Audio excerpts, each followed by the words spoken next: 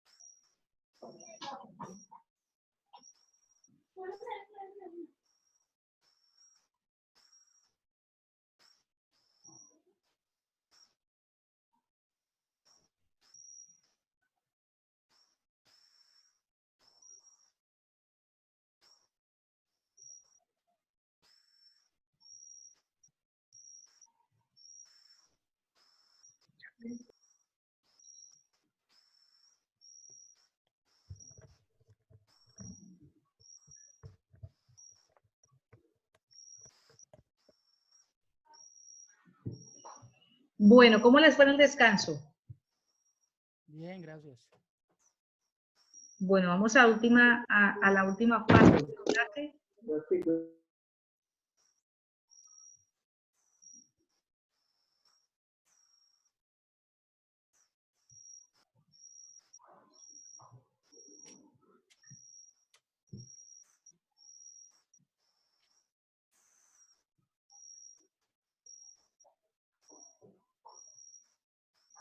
Bueno, vamos todavía con los autores bíblicos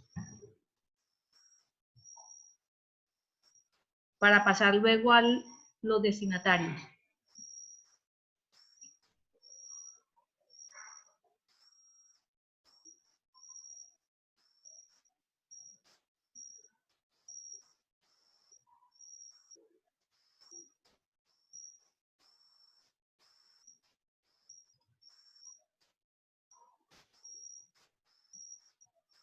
Los demás no se han conectado todavía.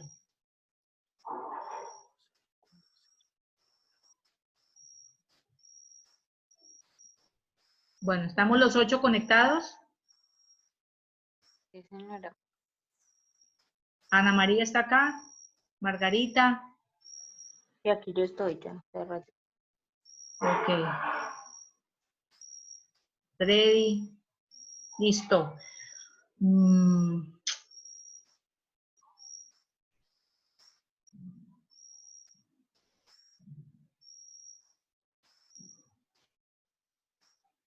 Bien, entonces vamos con los receptores o la audiencia o los destinatarios.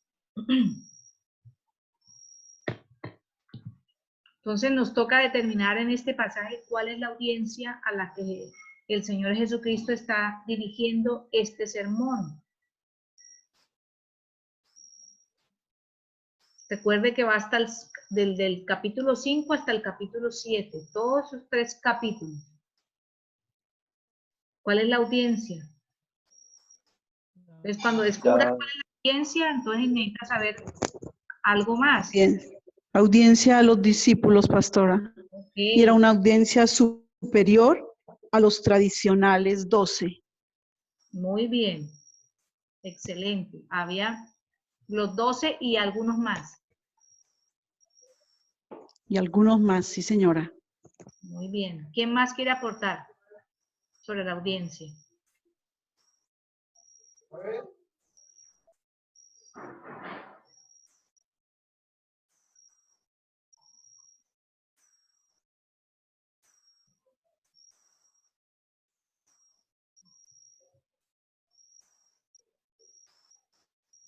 ¿Quién quiere aportar más sobre la audiencia? ¿Cuál sería su grado de compromiso con Dios en el momento en que estaban escuchando el sermón? Eso también hay que determinarlo, si lo pueden, por el contexto que relata la misma Biblia, o si tiene allí alguna ayuda extra bíblica en el diccionario que hable sobre eso.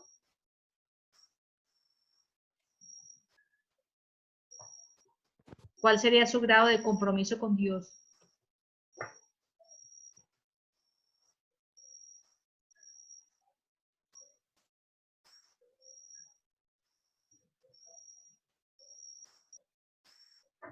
¿Qué les hace pensar ese primer capítulo 5?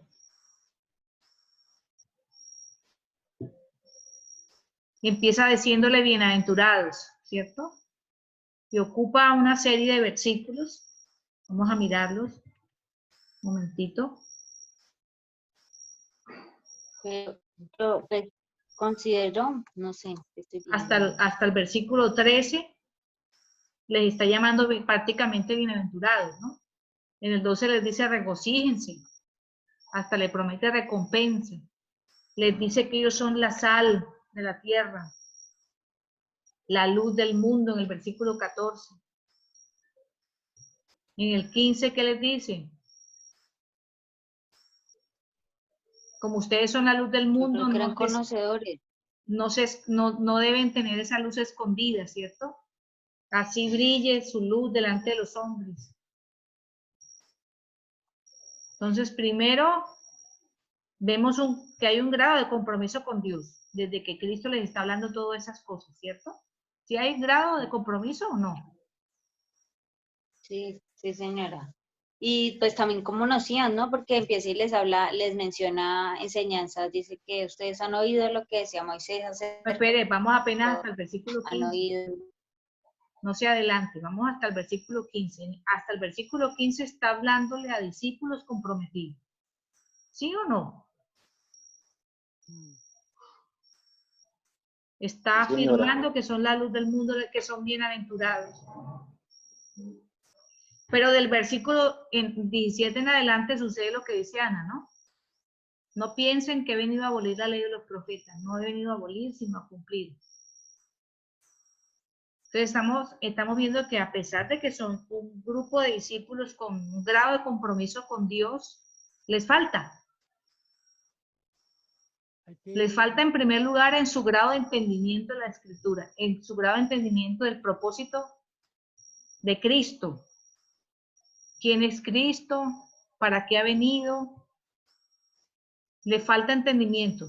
¿Sí o no? Además, les Fíjense, mire falta el del 17, no desaprender, pues, piensen. O sea, ustedes están pensando lo que estoy diciendo, que yo he venido a abolirlo, ustedes están equivocados.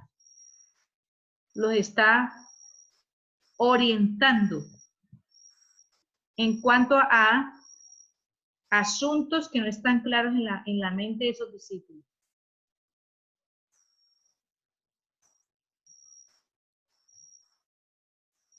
que necesitan Lea unos minutos los versículos 17 hasta el 20.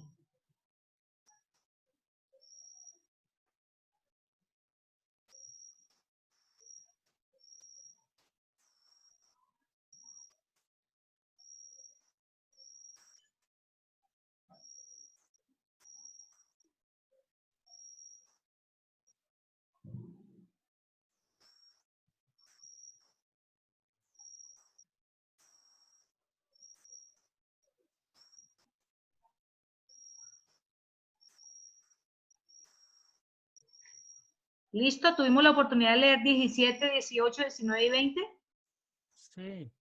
Ok, ya lo leyeron Dredy, Ana María, Margarita, Pastor Ricardo, Pastora Perla, Pastora Marta.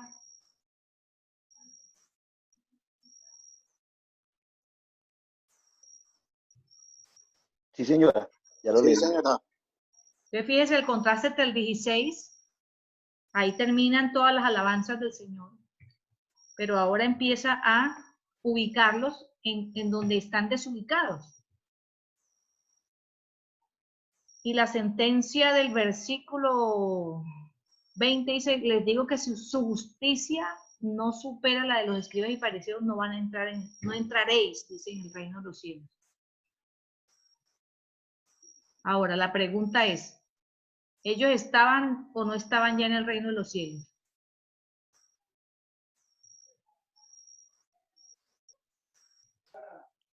Ya estaban, Pues, ellos ya estaban en el reino de los cielos. Lo que pasa es que ya estaban. ahí se habla, es el reino de los cielos al momento de la plenitud, ¿no?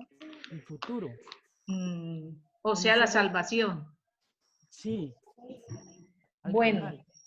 ¿Ustedes creen que sigue hablando con el mismo auditorio o que quizá ahora cambió de decir, se dirige a otros, no a los que están cerca de él, sino a los que están ahí alrededor, que son multitud?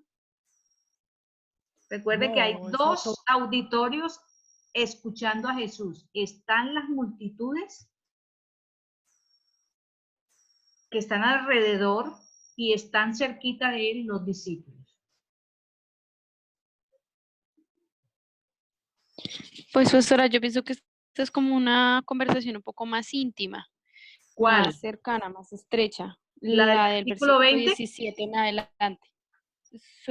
Pues me pienso yo que es como el 17 en adelante y termina con el 20, hablando como una parte más, digámoslo así, como más estrecha, más íntima, de personas más cercanas. Bueno, pero si eran discípulos, ¿en qué quedamos? La clase pasada habíamos dicho que el reino de los cielos es para los discípulos, ¿no? Si eran discípulos, claro. ya estaban dentro del reino de los cielos. ¿Cómo le dice que no van a entrar en el reino de los cielos? A ver, dígame.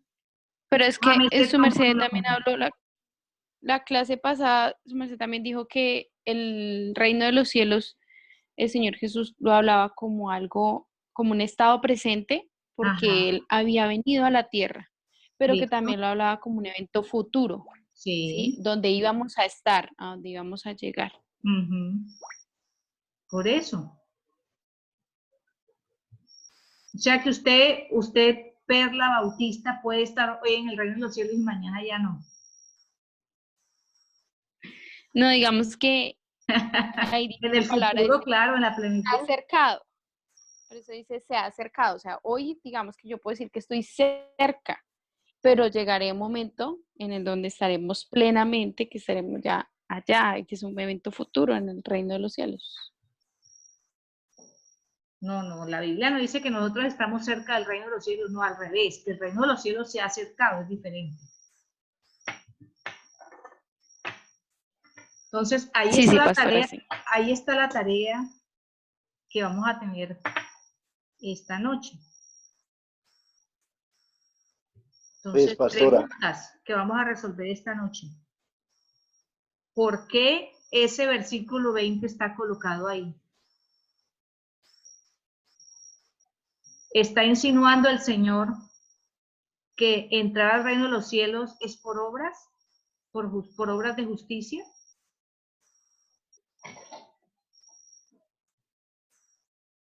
Porque hay muchos, entre esos están los católicos, los teólogos católicos. Si usted escucha un comentario o lee un comentario de ellos, va a encontrar que ellos dicen que uno de los versículos en los que se basan para la salvación por obras es ese.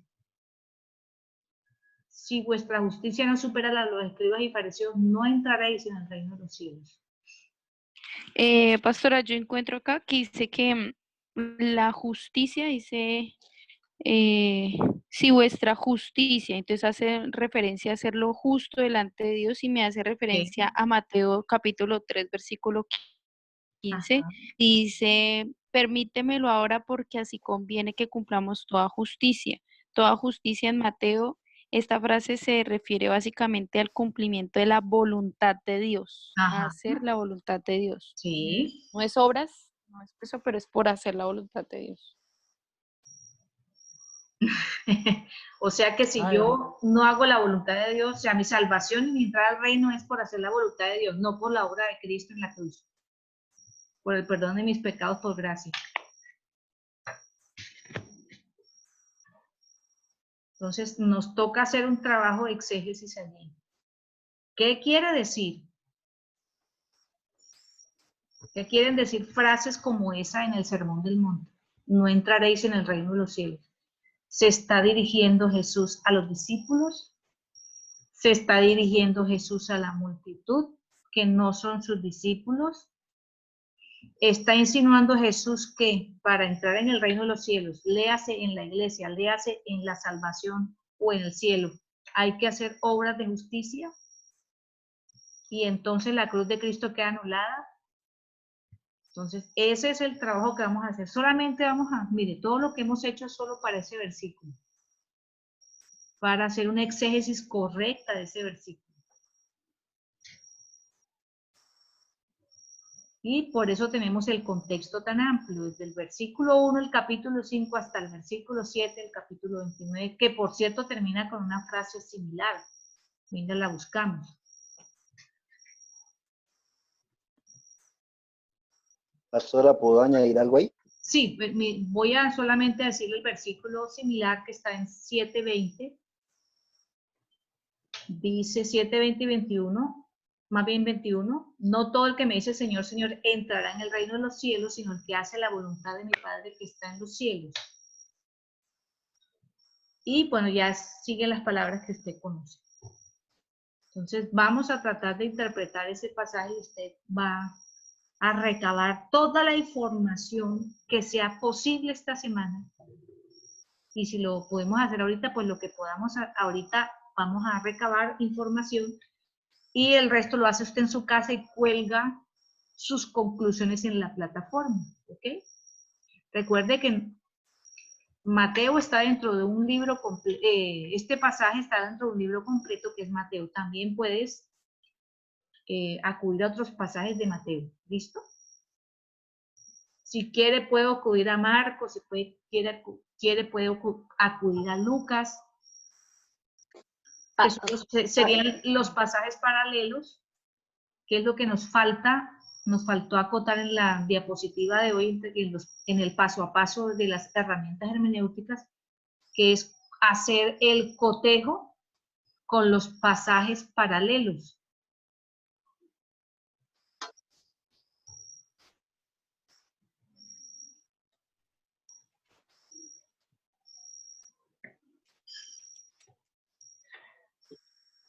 En Lucas y en Marcos. Pastor, ahora lo escucho. Qué pena que no lo he dejado hablar, pero lo voy a dejar hablar todo este rato. Pastor Ricardo.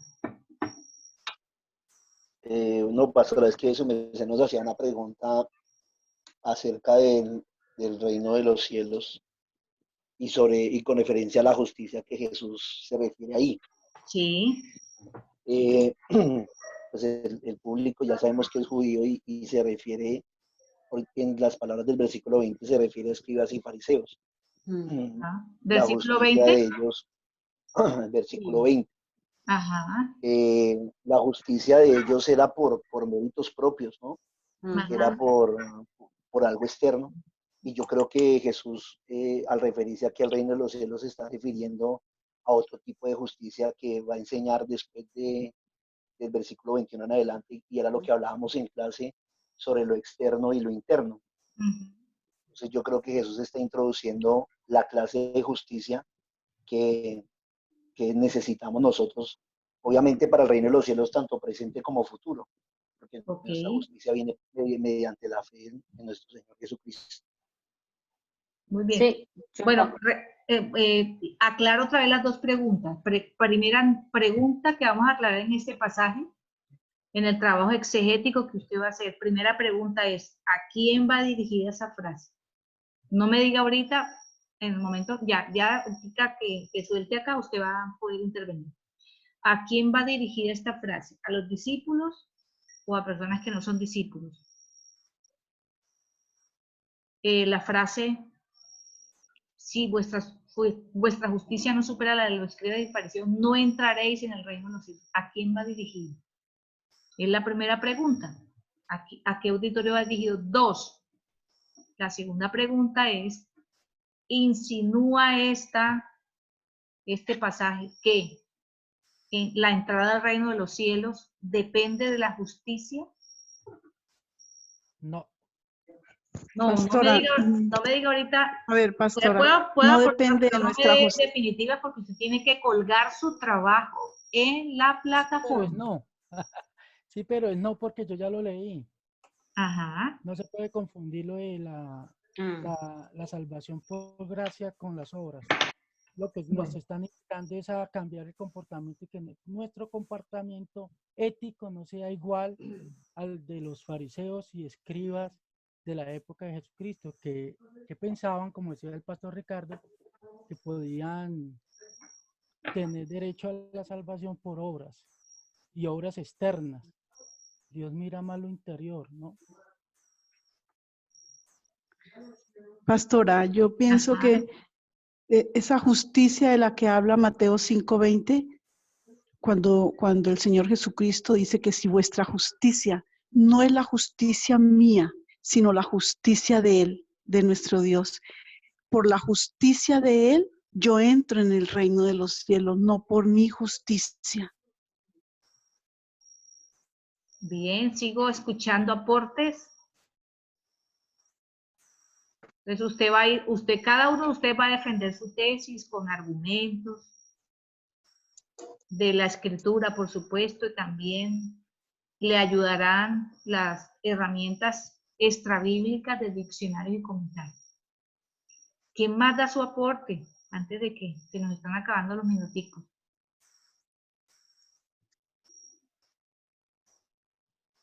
Yo también pienso que es así como ahorita lo planteaba el pastor Ricardo, que Sí. están hablando de una justicia, o sea, como contrastando, ¿no? Lo que pensaban solamente era de una manera externa, que entraban al reino de los cielos. Pues la parte litúrgica y todo eso, ellos creían que era así, y Jesús llega y critica todo eso. Ahí más adelante y como que le pone un contraste, o sea, ¿creen que es por esto? No, porque empieza ahí a hacer el contraste más adelante y pone como con los mandamientos y como con todo. Pienso que es como también sentando, como decía Néstor, un precedente ético que pues debe ser aún mayor que el que están llevando los otros, los maestros y los fariseos, y es como, como una cultura, ¿no? Del reino de Dios, o algo así yo lo veo. ¿Qué más? Con referencia al público, en la pregunta a quién va dirigida estas palabras, pues me llama mucho la atención que Jesús dice cualquiera que las practique las enseñe. Entonces parece ser que dentro del público que está allí, pues ¿A están dónde? los ¿En qué escribas y versículo, fariseos. pastor? Versículo 19, de manera que cualquiera que quebrante uno de estos mandamientos muy pequeños y así enseña a los hombres. Entonces parece ser que dentro del público habían escribas y fariseos escuchando. Puede ser. Ellos eran los encargados de enseñar también, ¿no? Bien. Muy buenos los aportes. Sigamos votando. Habla personas que saben de eso, o sea, que no les es desconocido como el conocimiento frente a eso, frente a los temas que tratan.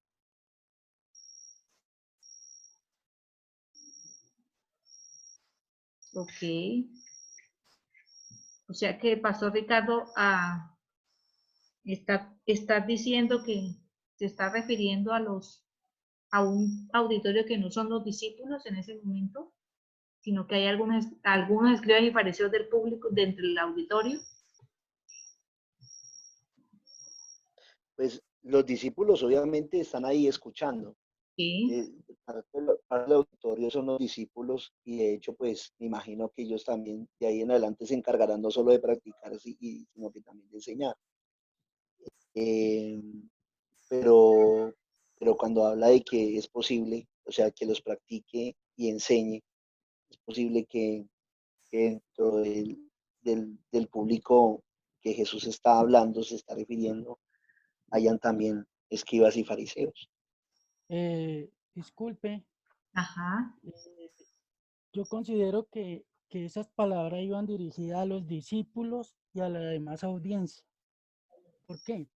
Porque en ese momento histórico, tanto los discípulos como muchos de los que estaban en la audiencia necesitaban desaprender de muchas interpretaciones de los escribas, y por eso el mismo Mateo sigue hablando: oíste que fue dicho, mas yo digo, porque ellos habían interpretado la ley erróneamente, y obviamente ellos habían nacido y habían aprendido todo eso, ¿sí? Y tenían que desaprender muchas cosas. Muy bien. Considero que era para todos. Excelente. Pues pastora, yo veo que el Señor Jesús se gasta como mucho tiempo, una gran parte de su sermón hablando de la parte práctica. Entonces no es, digamos que no es por obras que uno se salve, pero sí tiene mucho que ver el hacer, la manera en la que yo me comporto, la manera en la que yo hago. que demuestra que soy salvo. ¿Sí? Ya soy salvo, ahora me comporto de otra manera, porque pues él gasta mucho tiempo hablando y haciendo énfasis acerca de la buena conducta, de lo que no deberían de hacer y de lo que habían hecho otros, haciendo comparaciones, ¿no? En otras partes, otras personas, otros fueron así, hicieron así, pero ustedes son diferentes. Ujú. Muy bien. Sigo escuchando aportes.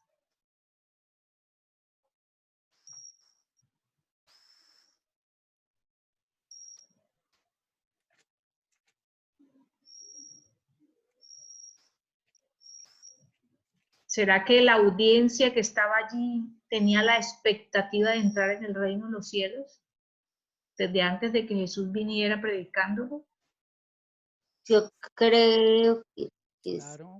sí, claro, porque mantiene, o sea, estaban como interesados y era lo que habían oído.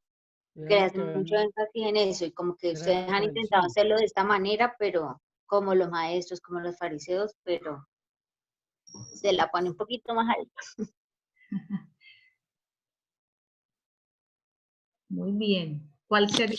Mm, Se Sí, fueron por la... escucho. Lo escuchamos. Pastora, qué pena, yo tengo como una inquietud, una pregunta, no sé, de pronto sea muy boba, pero, No, pero ninguna pregunta es boba.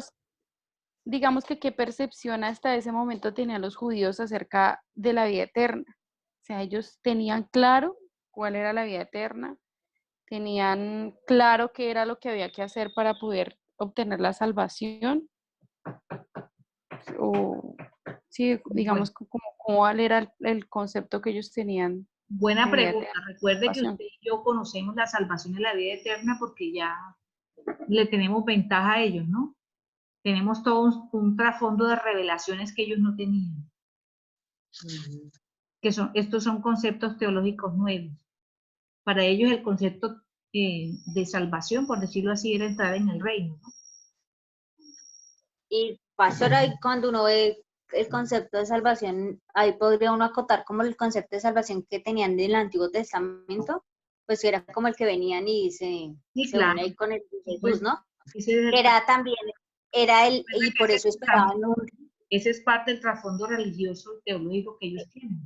Exacto, y cuando hablamos de salvación en el Antiguo Testamento, se habla de una salvación de un peligro inminente, de algo material. Por eso ellos esperaban un Mesías también que los rescatara del poder del Imperio Romano, pero era como que se despertara de esa manera, de una manera muy, muy física, más que una salvación como la que nosotros percibimos.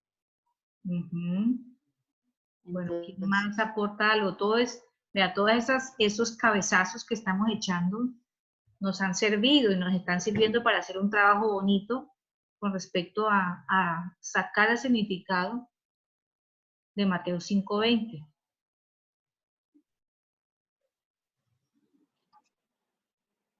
Pues hasta ahora nosotros vimos en teología del Antiguo Testamento que la percepción que tenían, digamos, de salvación o de vida eterna era muy escasa, ¿no? Sí, Porque, empezando porque no se les dejaba ni siquiera tocar un muerto.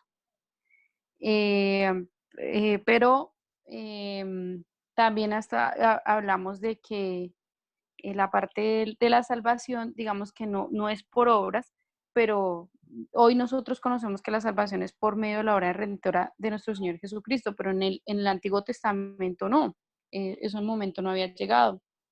Entonces, recuerde decía el que, pastor David pero que recuerde que habla pero que era Jesús sí conocía eso, ¿no? decía el pastor David que la salvación, por ejemplo, de Abraham había sido por el creer en la venida del Mesías Ujú. y que todo el que creyera en ello y caminara en ello, pues de era salvo, salvo. Ujú. era, era confiar en la promesa. Correcto. Ahora, recuerda que quien está hablando aquí en esta frase es Jesús, ¿no? Él es el que está haciendo la afirmación. Si vuestra justicia no supera la de los escribas y fariseos, no entraréis en el reino de los cielos. Entonces, como requisito es, para entrar al reino de los cielos, es tener justicia que supere a la de los escribas y fariseos. Eso hay que explicar. ¿Qué significa eso? ¿Qué es lo que Jesús está diciendo directa o indirectamente? ¿Está insinuando o está diciendo directamente que con una justicia superior a la de escribas y fariseos estaremos en el reino de los cielos? Entonces usted, todo lo que hemos dicho hoy es valioso, todo lo que ustedes han aportado es súper valioso. Construya bien su exégesis de ese versículo. Alguien no ha escuchado ni a Margarita hoy, ni a Grady. Marcela no se pudo conectar porque se le cayó el internet en la casa de ella. Y no sé si es que no... a mí se me olvidó decirle que por el celular también podía acceder.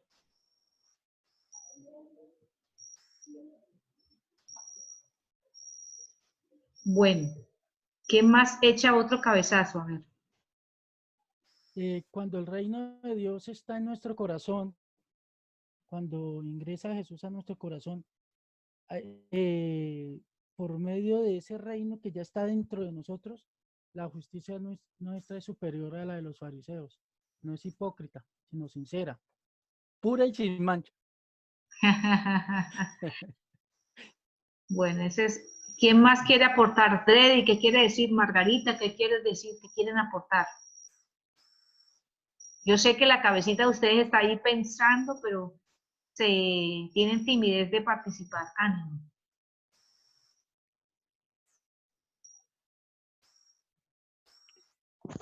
Pastora, yo vuelvo a repetir. Está muy ¿Quién bien. nos hizo justos? El Señor Jesucristo. O sea que Él es nuestra justicia, no por lo que nosotros hagamos en ningún momento por lo que nosotros accionemos. Es Dios quien nos hizo justos. Por lo tanto, si yo tengo la justicia, si yo soy justa delante de Él, yo voy a entrar en el reino de los cielos, no por lo que yo haga, por lo que yo he creído que Él se hizo justo por mí. Bueno, pero recuerda también, pastora, es muy valioso lo que usted acaba de decir. Así es correcto, pero recuerde que estamos tratando de establecer el significado de este pasaje, no de un pasaje de las epístolas de Pablo que nos explican claramente este asunto, ¿no? Entonces, ¿cuáles son las dos preguntas que vamos a resolver? A ver quién las apuntó y las volvemos a contar. ¿A quién va dirigido este versículo, no? Sí, ok. Y se insinúa este pasaje,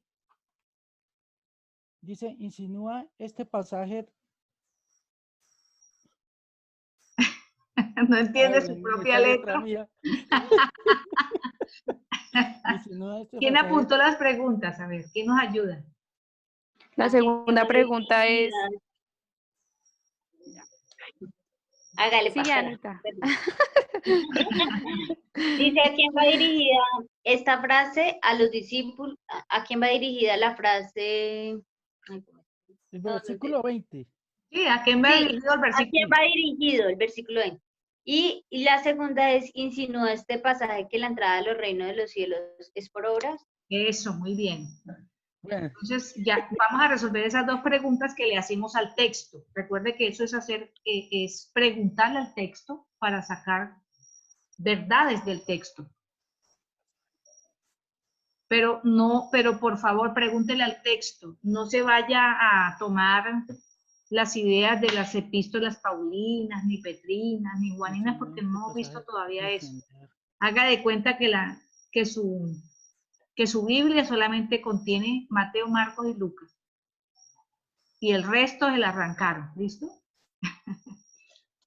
Pastora, pues también con respecto a quién va dirigida, pues, especulando acá, ¿no? Pues, no saben.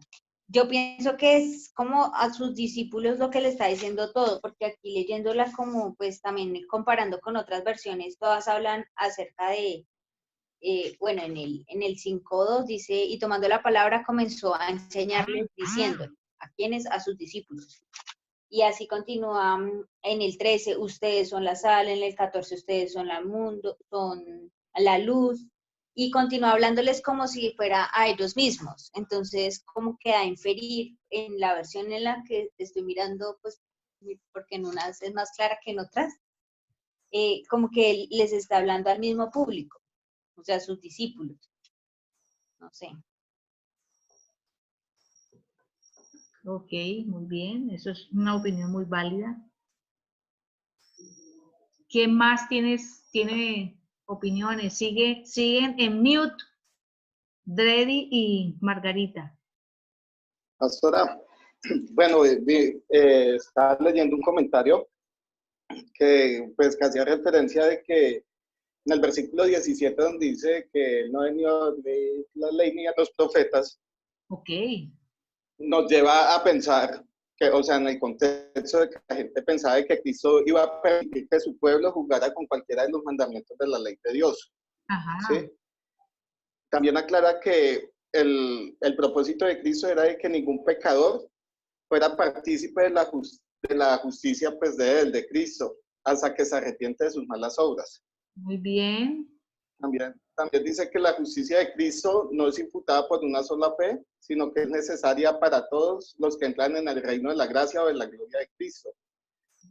Pero la nueva creación del corazón. ¿Puedes repetir esto? ¿La justicia qué? La justicia de Cristo, que no es imputada por la sola fe, es necesaria para todos los que entran al reino de la gracia o de la gloria. Ok. Pero la nueva creación del corazón para la santidad produce un cambio radical en el temperamento y la conducta del hombre. O sea, lo que yo interpreto acá es que, bueno, en primer lugar, Cristo nos está diciendo de que Él va a permitir de que nos saltemos la ley o su auditorio, las personas que estaban allí.